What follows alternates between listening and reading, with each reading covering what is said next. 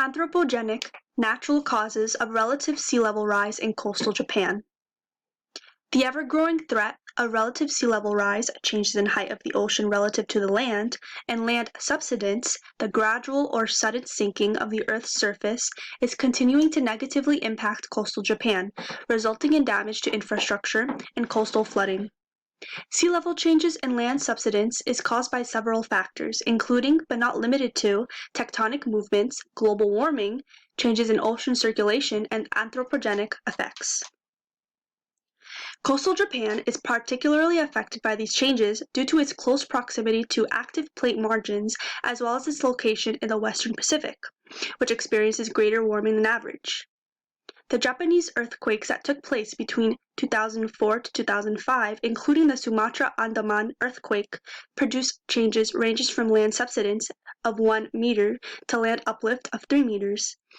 In 2011, the Great East Japan earthquake produced land subsidence in the Pacific coast of northeast Japan of up to 1.2 meters. Anthropogenic causes of relative sea level rise include the reduction of sediment delivery to the coast, sediment consolidation, and the extraction of natural resources, i.e., petroleum, groundwater, and gas. Land subsidence can be caused by the extraction of these natural resources as well.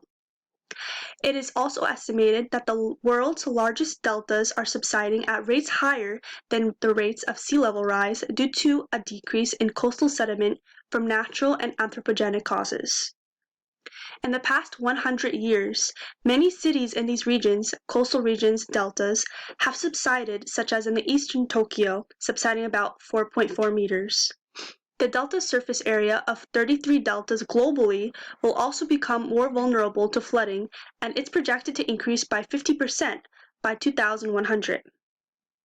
Thankfully, efforts in Japan to reduce the effects of future coastal sea level rise and subsidence have been integrated into coastal disaster management.